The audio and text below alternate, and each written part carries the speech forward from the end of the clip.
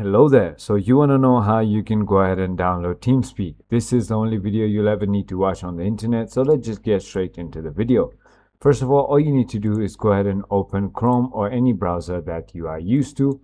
Finally, on your browser, simply write TeamSpeak, just like that. Once you've done that, go ahead and click on the first link that pops up.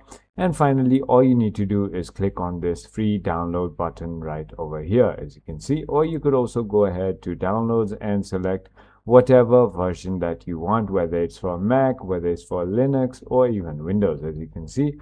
Simply click on download. And once you've done that, the setup is going to go ahead and download straight onto your downloads folder.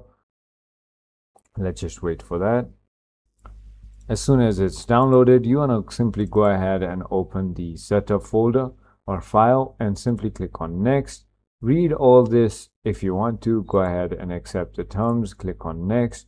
And finally, you can simply go ahead and either install for all users of this machine or just for one user. So I'm just going to do install for all users, just like that. It's going to go ahead and show you where it's going to install. Click on next and click on install.